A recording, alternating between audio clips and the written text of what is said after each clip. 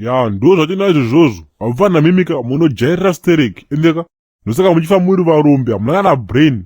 Itai sei isusu vapana vakadzi atave navo from day one ka hatina bvira tambavasiya maiziya. Idzi dzinopenga wedzi.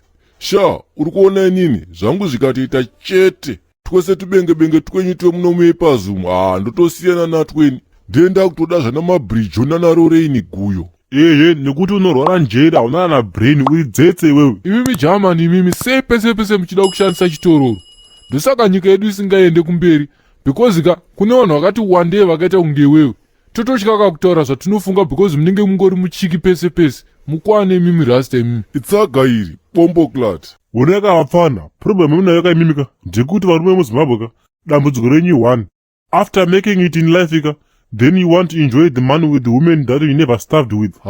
Charohwa chirungu asekuru ingafebha ari kuita basa chaizvo kumboku.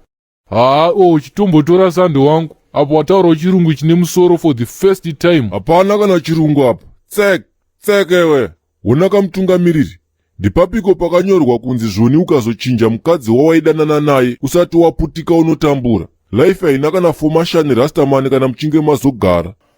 Iwe chikombera pane problem chaipo ka hausitombopa nekutoti iwewe wacho ndiyo tori problem. Munorohwa mari rasta nemaslay wati yenyu aya munodai. Mudze ibambuyo onaka wangu some men even go on to neglect mukadzi wakatambura naye from day one vakudati vakadzi kuchidiki twamazuva ano ndohanzi yetu nevibrant nonsense. Chirungu ichi bhoere rastaman. Zvanhasi siyanai naye chiri kubatana chirungu ichi. Boys kana ukaita mari unoramba uchishandisa kambudzi here kana kuti unoupgrade utengewo iPhone ndosemusemu nemukadzika. Ndikaita gwalangwa ndoenda kutodoka kaspecial kwete zvemunhu ane maoko akakwasharira kunge munhu akakura achifukira nyimo. Ndopamunoerasa ipapo ndosaka muchihurirwa. Kwewo wako haure usapuse wewe tsekewe. Iwo vakadzi vacho vanozozvinyanyawo futi.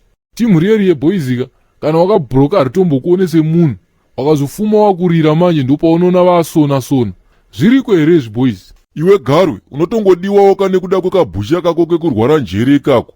Ndianiko munhu anodawo shura rakaita sewe.